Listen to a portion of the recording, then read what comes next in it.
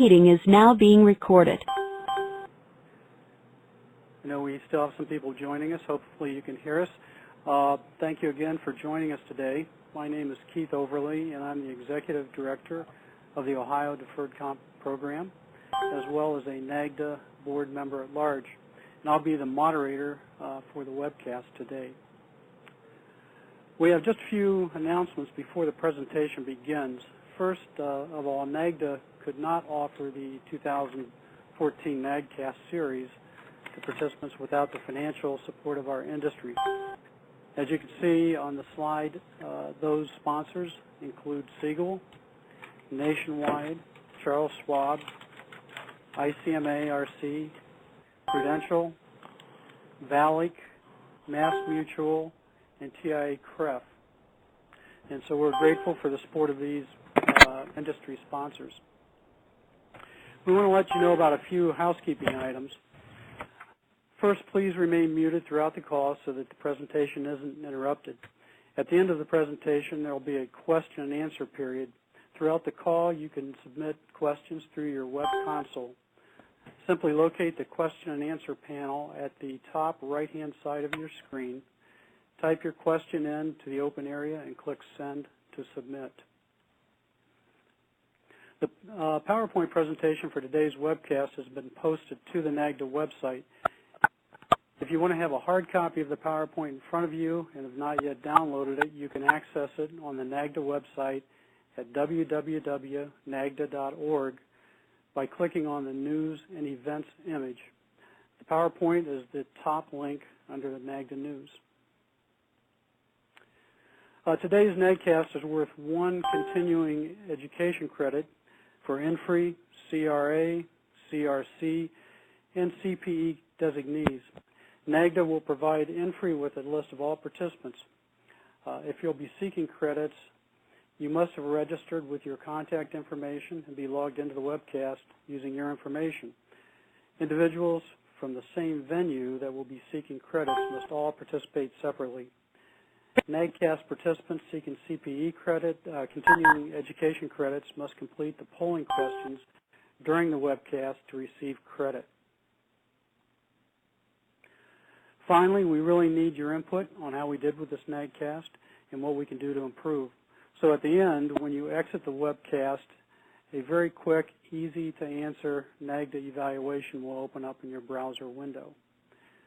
We ask that you take an additional 2 or 3 minutes to complete the survey so we can determine if we're on the right track with these programs.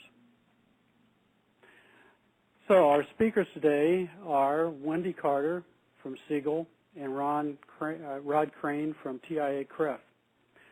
With that said, let's get on with today's agenda. Today's webcast will give you an overview of the NAGDA Best Practices Guide section to Plan Governance. So we're going to look at plan governance from the perspective of a new board or committee member, and during the presentation we may use those terms interchangeably. Different plans have different structures, but it would be the policy-making board or committee for each plan. And so as those new members, we're going to see what Frank Fiduciary's concerns are or what Terra trustees' questions might be. And we'll get on to what the best practices are that should be followed. And I want to take just a moment here to take an opportunity to introduce NAGDA's Best Practices Guide. As you can see by this slide, we established this guide a year ago to help to drive participants to better outcomes and improve their retirement readiness. There are 6 sections to the practice guide. And again, as you can see, we're going to be talking about the plan governance section at this time. So I encourage you to take time later to review the guide. And now I'm going to turn it over to Rod Crane, who will begin our discussion of plan governance. Thank you, Keith. For those of you who are familiar with one of my all-time favorite movies, The Princess Bride, you probably might agree that there are so many great quotes that one can use in your everyday life coming out of that movie, particularly from a character named Inigo Montoya, who said things like, Hello, my name is Inigo Montoya. You killed my father. Prepare to die. No, I apologize for trying to have an accent there, but that phrase is one of the best. It has so many uses in everyday life. But I'm actually going to turn to another phrase of Inigo Montoya that actually fits our topic a little bit better. Inigo also said in the movie, "You told me to go back to the beginning, so I have." So that is what we're going to do right now. We're going to look at the word governance for a moment and turn again to a different movie to help understand its meaning. Some of you may remember the movie My Big Fat Greek Wedding, and the father of the bride is a man named Gus Portokalos.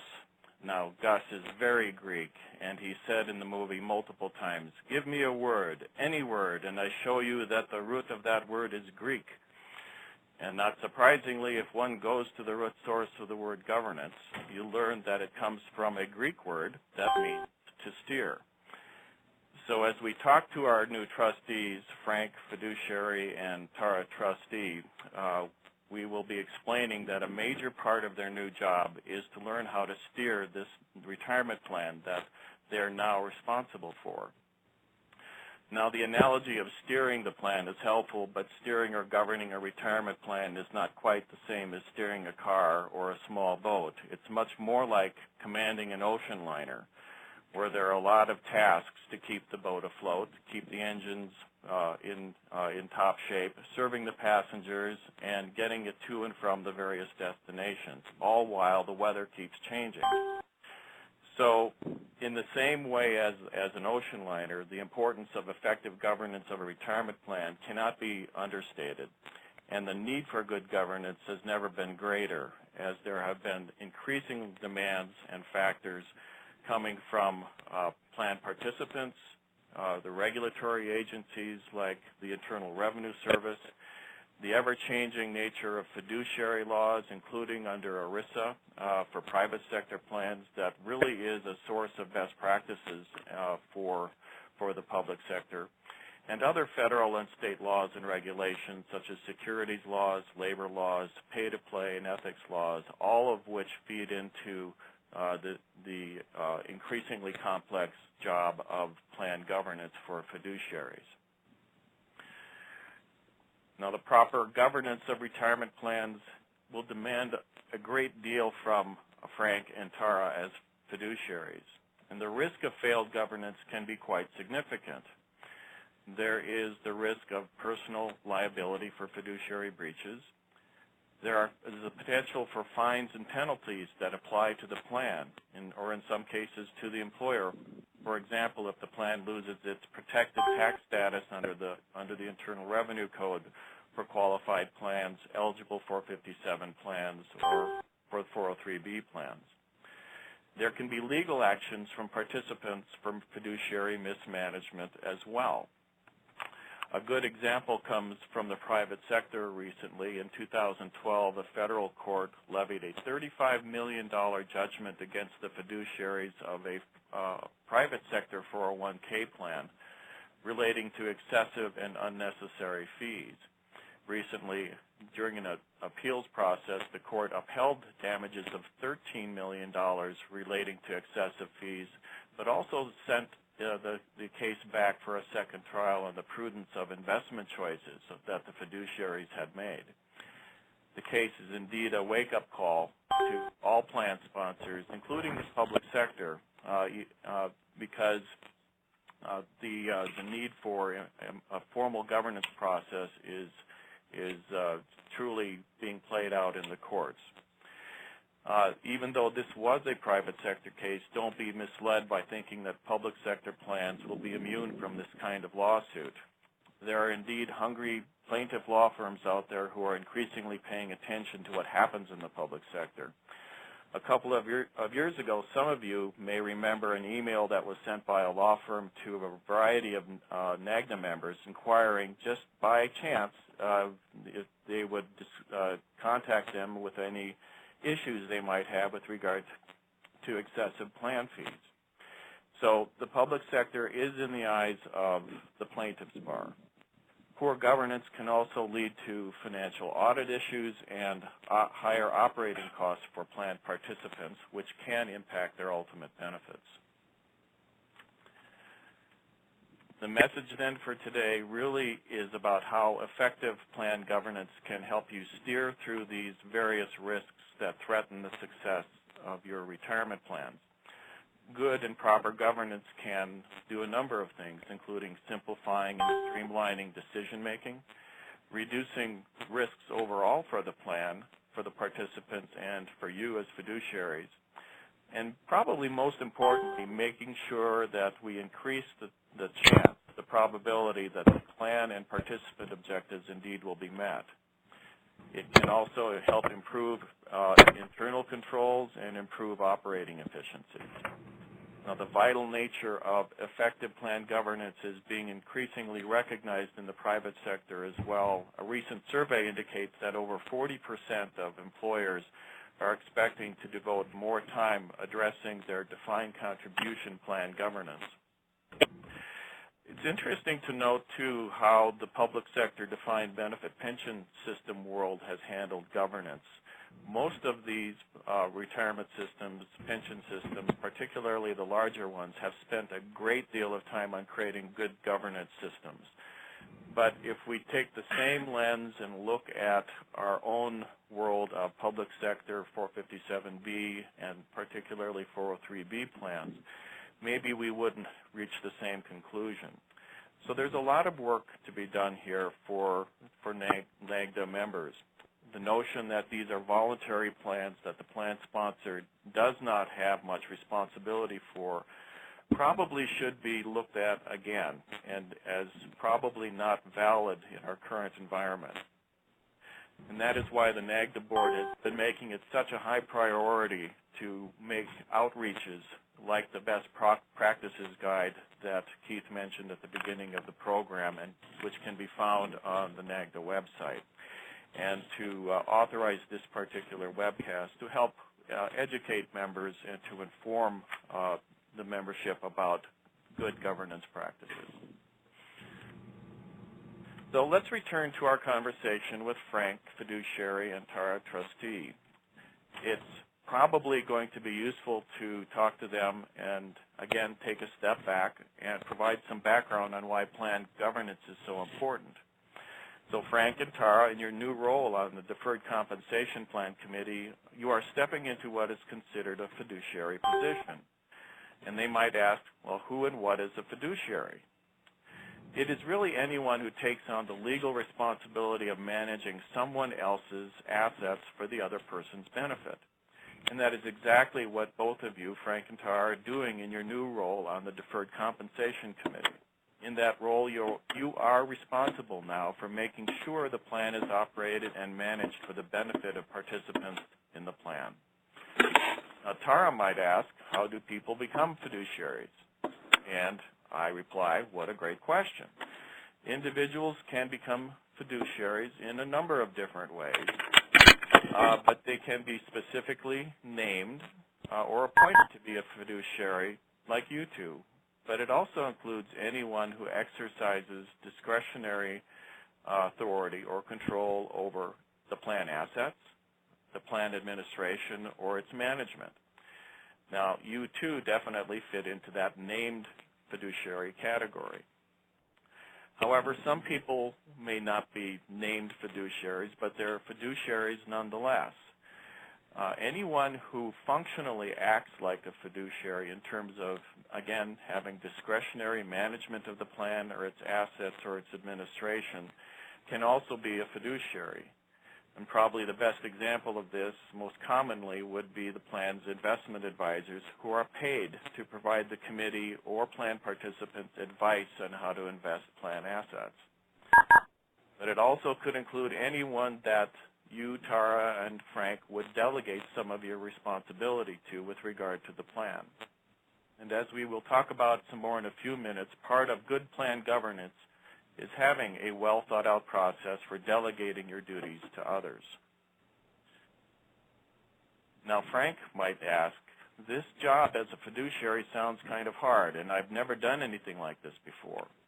What are some of the things I should know? And again, I would say, Frank, that's another great question. And one of the first things you should know is that as fiduciaries to the plan, you will be judged according to a very, very high standard of care. You are what is considered a trustee under most state and local trust laws.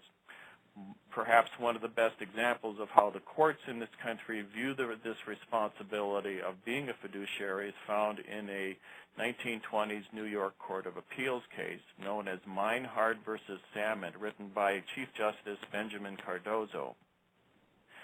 In the opinion of that case, he wrote in some very interesting language the following: many forms of conduct permissible in a workaday world for those acting at arm's length are forbidden to those bound by fiduciary ties.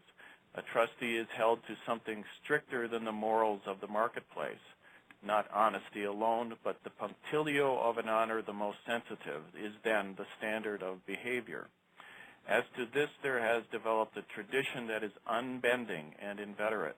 Uncompromising rigidity has been the attitude of courts of equity when petitioned to undermine the rule of undivided loyalty by the disintegrating erosion of particular exceptions. Only thus has the level of conduct for fiduciaries been kept at a level higher than that trodden by the crowd. Now, that high style of writing is not often heard today, and when is the last time you've heard anyone use the word punctilio in a sentence? But the meaning is pretty clear. You must first act for the exclusive benefit of plan participants in their best interest and including ensuring reasonable plan expenses. You must act as a prudent expert, using the same care, skill, and diligence as a prudent person who is managing a retirement plan. You must also follow the terms of the plan document at all times and make sure that the investment structures are appropriate for the purposes of your plan, including diversification. Keep in mind that this means that you must govern the plan as an expert, even if you yourself are not an expert. The courts will not be forgiving of someone who makes what is called the pure heart but empty head defense. Now, a natural next question for any new fiduciary at this point is, if my role and judgment with regard to being on the Deferred Compensation or Tax-Sheltered Annuity Committee is held to such a high standard, what happens if something goes wrong? Can I be sued? Could I be held liable for mistakes? Could I be held liable for the mistakes the other committee members make? Now, the answer to Tara and Frank's question here will depend on what your state and local laws say with regard to fiduciary liability. It could be that the answer is yes. Tara and Frank could be held liable for breaches of their fiduciary duties on the committee or the board. Each could be liable for the breaches of duties of other committee members. It is possible that under your state or local laws, their own personal assets could be at risk. And if Frank and Tara don't know whether they're a fiduciary for the plan and they will be personally liable or not, this is one of those very first questions they should be asking the plan's legal counsel. At some level, someone or some entity will be held liable for fiduciary mismanagement of the plan. So it will be important to ask legal counsel what that liability is and who bears that liability. Another question could be, if there is a lawsuit, will the plan or plan sponsor government indemnify and insure the cost of litigation? Should the plan be carrying fiduciary liability insurance? And should the trustees individually have their own individual personal fiduciary liability insurance for themselves? Now, beyond the issue of insurance and protecting yourself as fiduciaries, there are a number of other important things you can do to protect yourself and to help make sure you do your job properly. Remember that you are probably not experts in every aspect of plan management, so it will be important to hire experts to help you. These would include good legal counsel, investment consulting and advisors, knowledgeable plan administrators, and service providers. These are all good examples of where third-party experts can help you manage your duties as fiduciaries. Now, at this point, I'm going to turn it over to Wendy, who's going to get into some of the more in-depth discussion of what some good governance processes are all about. Thank you, Rod. What I'd like to do is just take a moment to say that the great questions are continuing. Frank and Tara are very interested, engaged, and curious board members, so they'll really be setting the bar high. But they're going to start by asking, why do we have a plan committee? And Rod just talked to you about the fact that fiduciaries represent the interests of the participants. You can't have all of your participants come to a quarterly meeting and, run the ship. So what you need to do is have a group that actually accomplishes that goal. And the most common form of governance is a plan committee or a plan board. And it's also quite common in the government sector that these entities be relatively formally constructed. And that is really a benefit to the participants in public sector defined contribution plans. Some of the things that people look at when they look at creating a plan committee or whether they should change the one they have is its composition. And for most committees, based on my experience, the size does vary. There's no right size fits all, but most commonly committees have probably between 5 and 9 members. Although it's really what works for your organization or how your committee has been constructed by the authority that created it, what you want to do is have a size that's big enough that you can have a diverse point of view. You can have a lot of different opinions, but not so large that it's unwieldy. So I really think that common sense guides what the size of your committee should be. Composition also kind of covers who's on the committee, regardless of how many members you have. And it's quite common for a number of the committee positions to be filled by individuals who are on the committee by virtue of their position. So it's very common for someone to represent the finance department, someone representing HR, and so on. And those people serve by virtue of their position. Government boards or appointed or elected by different organizational groups.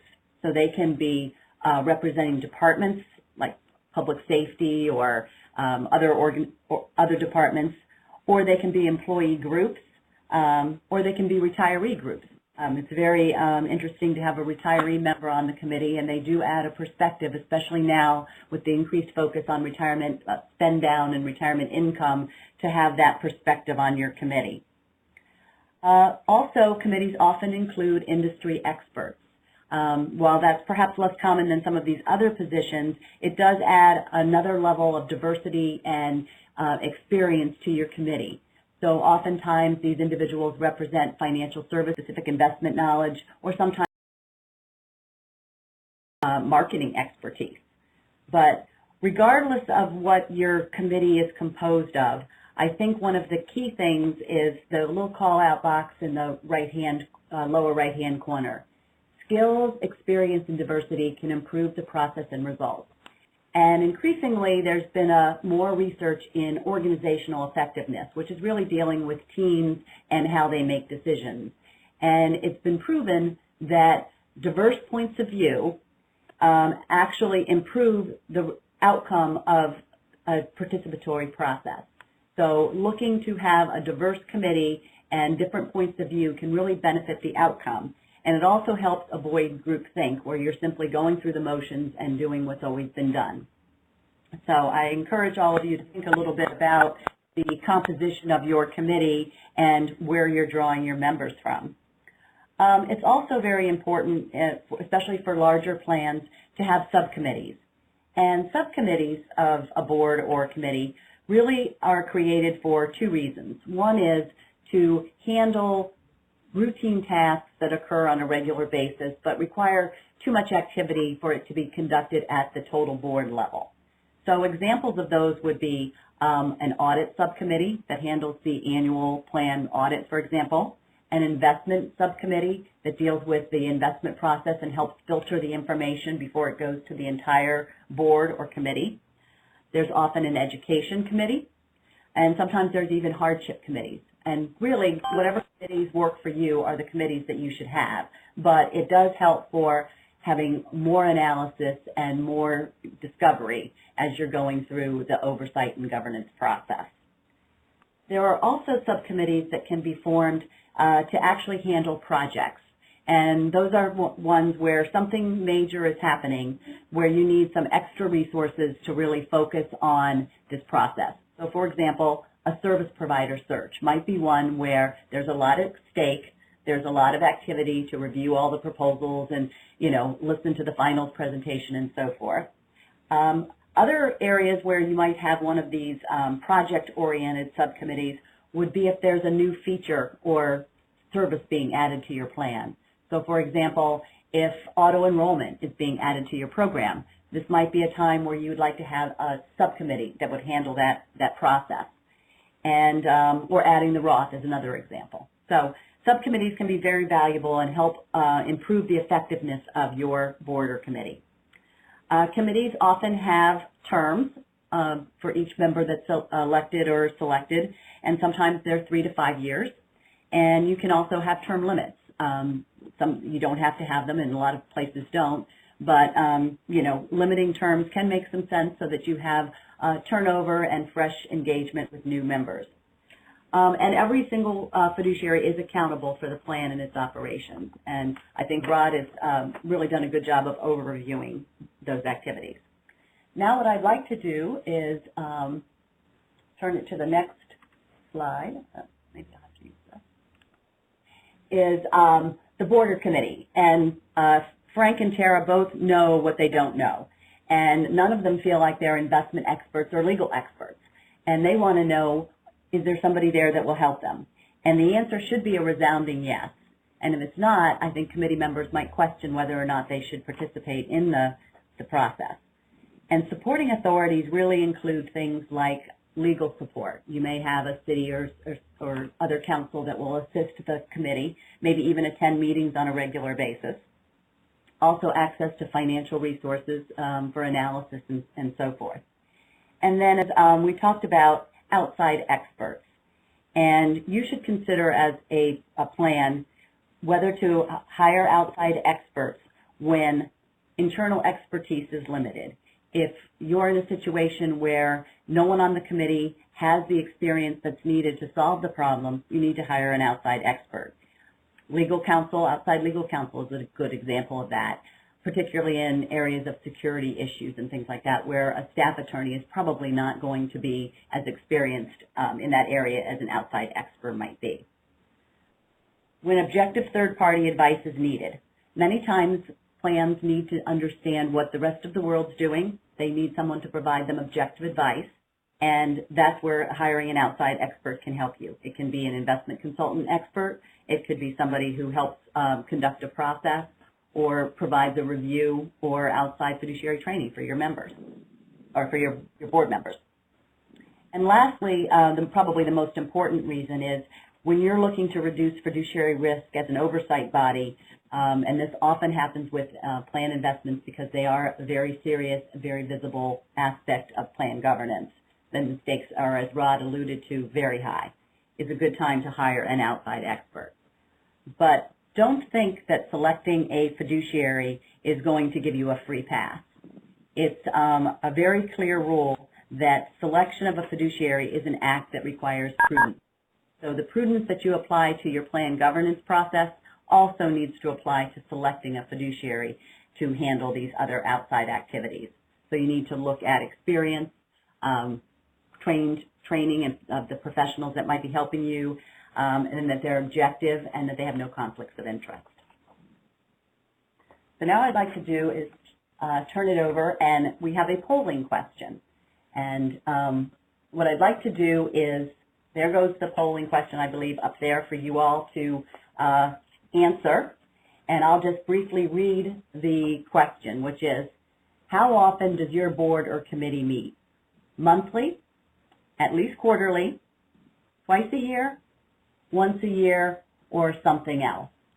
And I'll get back to that after I talk about meetings briefly, and we'll see how accurate some of this information that I'm presenting is. And how often do we meet? The frequency and regularity. I would say that probably the most common is quarterly meetings. I have worked with plans that have monthly meetings and sometimes less frequently than quarterly. But that seems to be what I've seen as the most common. And if I'm looking at the preliminary results, it looks like about 70% right now are showing as having quarterly meetings. But what's more important than how often you meet is how effective the meetings are when you have them. And it's really critical that fiduciaries participate wholeheartedly in the governance process. And having attendance policies is one way to encourage that. The logistics of meetings and getting to meetings can be sometimes a hassle, but if you don't have everyone there, you run the risk of not having a quorum. And there are some practical steps you can take to ensure that your attendance and quorums are met. One is not canceling meetings, because if people start thinking it's going to be canceled, they don't take it as seriously. Having attendance policies, as we mentioned, but also having a well-run meeting. So meetings that start on time and end on time will go a long way to ensuring that you have a quorum and are able to take the action that you need to do as a group. And I think, as Goldilocks said, I think the best thing is not too long and not too short. Participation. As if your fiduciaries, your committee members, understand the importance and responsibility of their role, I think that they'll be inclined to participate in the deliberative process that goes into plan governance. And I believe that the enemy of good governance is passivity. I think every committee member should be engaged in the process. Everyone will have things that they're more interested in than others, but it's important that everybody be engaged in the process. It's a serious responsibility, and questioning and participating is key to that. I think every good board member should be curious. I think that's the key to good governance and the key to a good committee member. Let me go ahead and then report on the final, which is 70% approximately have quarterly committee meetings or board meetings. About 23% have monthly meetings. About 4 have meetings once a year, and another 4 have meetings on a different type of frequency, maybe every 2 months or something like that. So I'm glad that everybody could participate in that survey and provide some good feedback. Okay, now what I'd like to do is turn it over to the next slide, which is the board or committee. What will I do with the meetings? And if I were Tara or Frank, I really would like to know what is it I'm going to be doing for an hour or 2 every quarter. And that would be, the responsibilities listed here are just a few of them, but I think they highlight sort of a range of them. The first is promoting the plan benefits among employees. I've always said that most committee members are very good ambassadors for their plans, as they should be, and getting the word out about the benefits of the program is important. Overseeing the plan investment options.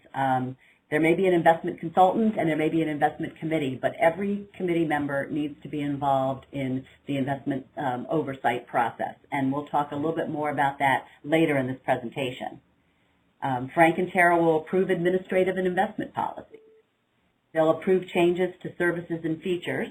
So, for example, if a Roth feature was added, or a brokerage window, or loans, or advice and managed accounts, these will be things that Frank and Tara will be very involved in.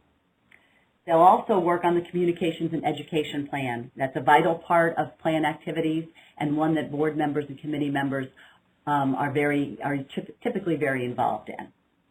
They'll oversee the delivery of services to the plan in accordance with plan goals and objectives.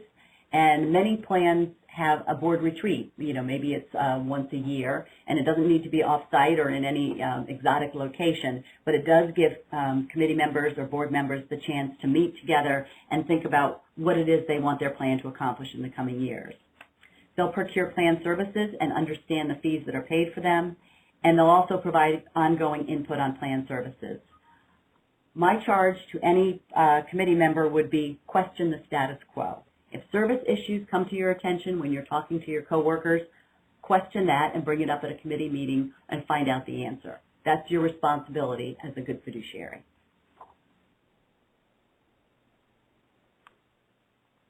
Now that Frank and Tara really understand the importance of their role, they would of course be interested to know, how am I going to get educated and trained so that I can really do a good job as a fiduciary? And here is just a few of the examples of training that could be provided to committee members.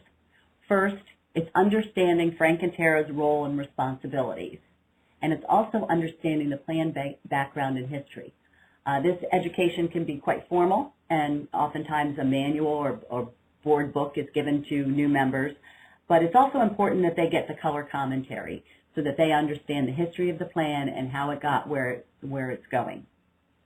They also need some of the basics of retirement and DC plans, and they need to have a bit of a sense of plan administration and operations, compliance and financials, investments, and trends and new developments in continuing education. And one of the best ways to get that education on an ongoing basis for committee members is attending a conference. And it's not uncommon for conferences to have trustee tracks because trustees need to have a very different perspective than a hands-on plan administrative person.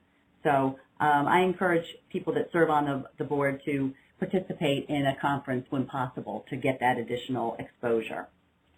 And if they have that interest, they're going to be better fiduciaries. They don't need to be experts on how to, qualify a domestic relations order, but they do need to understand the basics of the plan operation.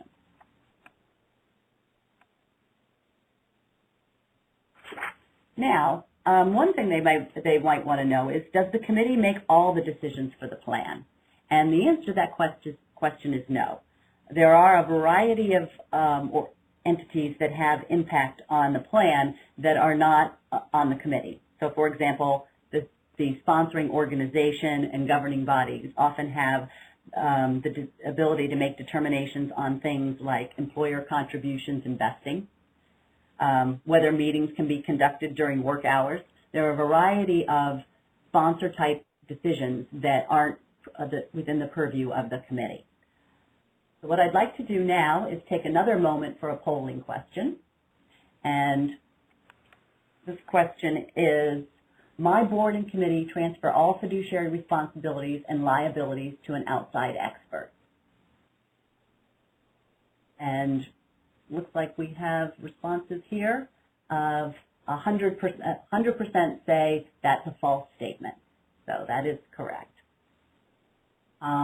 What we'd like to do now is talk about a kind of a question that a committee member might ask, which is, my friend Sam Sponsor works for a small town, and I think they've delegated their duties. And the answer to the question, which ties to the polling question, is yes, you may be able to delegate duties, and there are a variety of provisions within ERISA, for example, that allow this kind of delegation for investment consultant advice, even for discretionary management and plan administrative aspects.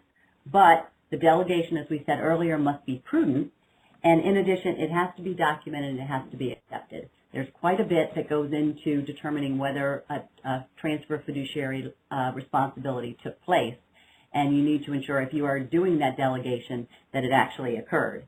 And it's also common to think that certain things that plan administrators are fiduciaries, and many times they're simply ministerial or administrative arms of the organization, so they may not be taking fiduciary responsibility or liability. Now what I'd like to do is turn it over to Rod to talk a little bit about documentation. All right. Thanks, Wendy. Tara and Frank are going to ultimately at some point ask a question something like, wow, there seems to be a whole lot of paperwork involved in administering this plan. Can you explain what these documents are all about? When you look at what is required for the documentation that is required for governing a retirement plan, probably the first place to start with in terms of what they need to know is that the Federal Internal Revenue Code requires retirement plans to be in writing, and a primary responsibility of plan fiduciaries is to ensure that the plan document, first of all, exists, and it is in place, and it is maintained over time. Amendments to plan-related documents may be needed for a number of reasons, including there are just commonly and frequent changes to the tax laws that do impact these plans, and those amendments to tax laws often need to be reflected in your plan documents. There can be changes to the plan design made by the plan sponsor. They add an employer match or a vesting schedule change or a different class of employees gets to participate. And the plan documents need to reflect all of those accurately to allow you, the fiduciaries, to know what you're executing. Keep in mind that in the public sector in particular, plan documents may reside in kind of more than one place. You can look to a number of different sources, including the authorizing laws. This could be a state statute, a local ordinance. It could be a formal plan document. It also can include, in some cases, the investment contracts. This is not unusual for the 403B world, where there might be an insurance company, annuity, or custodial contract that also has plan-related provisions. Now, a good governance system will include a formal process for how all these plan-related documents are periodically reviewed and updated as needed. The involvement of legal counsel is often a very good idea because of the complexities involved here. And the governance process should also address how you would provide any legally required notices and disclosures related to the plan, including end plan changes to participants. Now, in the private sector or ERISA world, there are a lot of participant disclosure and notice requirements. State and local retirement plans are often exempt from a lot of these ERISA provisions, but they're not completely exempt from those that apply under the tax code and those under securities laws. So there may be special participant notice and disclosure requirements, providing annual financial reports, summary plan descriptions, participant statements, and prospectuses. So keep in mind that there's a lot of different sources from the legal side that may require plan documentation and information to be sent to plan participants.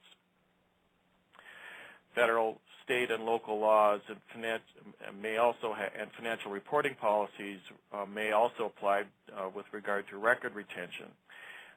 These must be complied with as often as a matter of law. And again, your governance policy should address what kind of record retention activities that your plan needs to comply with and how it's going to do that. Minutes of committee meetings and subcommittee meetings may also be legally required under a variety of sunshine laws that may apply at the state or local level.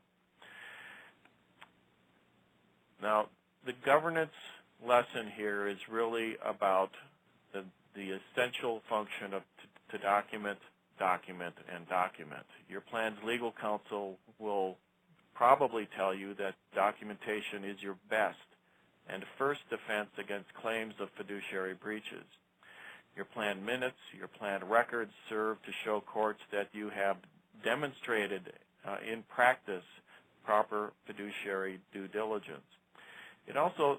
These documents also provide a record of your governance decisions that serve as a guide to staff and service providers, and particularly with regard to those areas of board directives and delegations to third parties.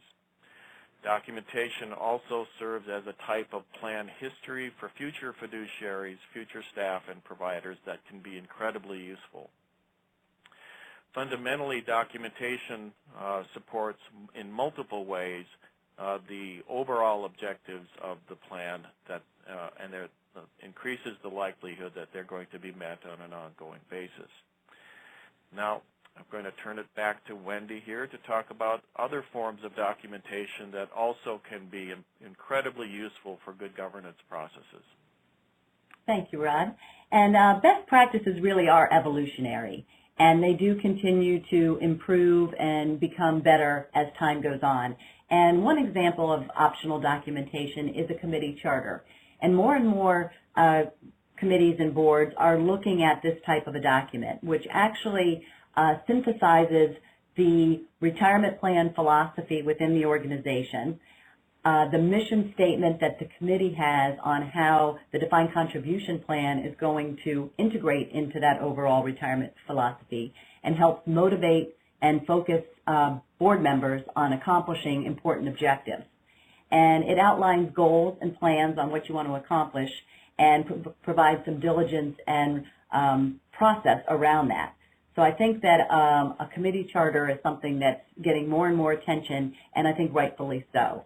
As they often say, if you don't take time to plan, you plan to fail. So basically, actually providing this rigor around your oversight process can be a real benefit. Another optional document is a policy manual.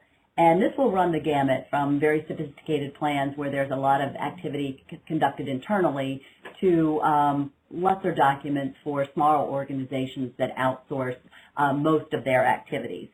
It's often that many of these documents already exist within the organization in the HR office or the payroll office or whatever, but to pull them together in one place for the benefit of your committee members can be very beneficial. I'd also like to just touch on bullet point number 5 there, which is reporting and disclosure requirements. With the advent of 408B2 of ERISA, which requires fee disclosure for ERISA-covered plans, there's more and more attention around fees and the importance of evaluating fees on a regular basis.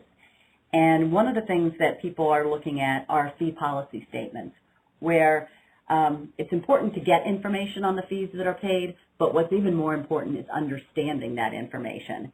And you also, in addition to understanding it, need to look and benchmark its reasonableness. Now, many governments have a requirement that they bid their service contracts and contracts every 5 years or so. But if you don't have that provision, it might be important to just document that you're going to do some sort of benchmarking exercise or evaluation on a regular basis. So that is one area that's getting increasing attention as this landscape evolves. Another example of optional documentation is the administration manual. And that can, again, run the gamut.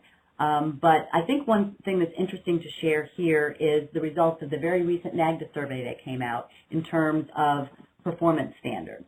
And all of the people that were polled were asked questions about whether or not they had policies in place regarding service and operational standards for the plan. And 62% of respondents reported that yes, they did have service and operational standards. Service being defined as things like participant requests that are being fulfilled, and operational things like payroll processing or statement generation. 3% just had service standards, and 12% reported just having operational standards. 20% had no standards, and 5% weren't sure. And 70% reported that their record keeper had agreed to these guarantees, and 23% reported that they did not. They also were asked if they put fees at risk, if the record keeper did, and 53% said yes they did, and 43% said that they did not. 4% were not certain.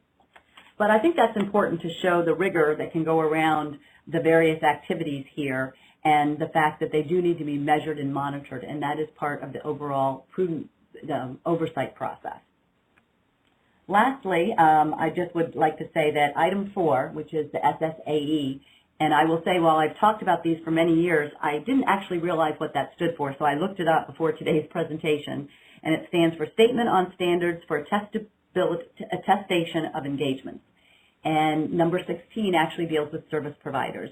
It's a very interesting document, and you may want to ask to review it for your service provider because it will provide information on computer security and processes and procedures, part of your due diligence oversight as a fiduciary on the plan.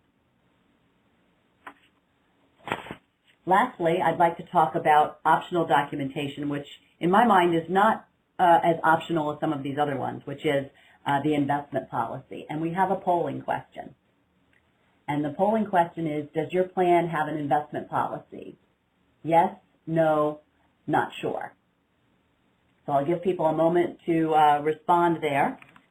But just to give you a little bit of highlights, the investment policy really sets the goals and objectives for the plan's options, broad range of investments. It provides the benchmarks and performance standards, and it needs to have the flexibility and prudence that will enable the plan committee members to make decisions regarding the investment options within the plan.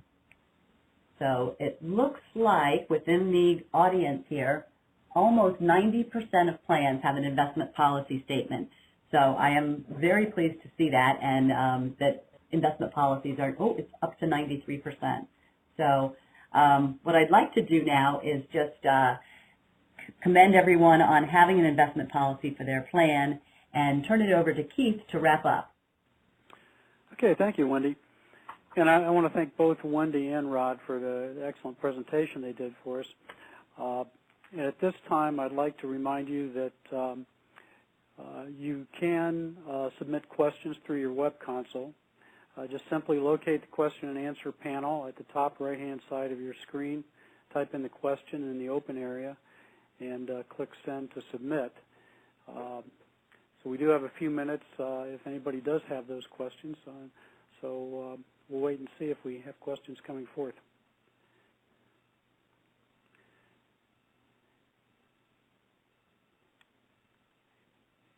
And while we are waiting on any possible questions, I just also would like to indicate to you that we do have our contact information here.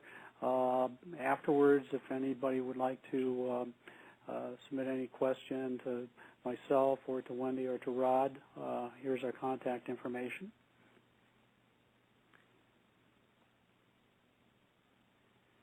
And I don't see any questions coming in at this point, so we have been able to conclude the presentation within the allotted time, and we'll wrap up the NAGCAST at this point.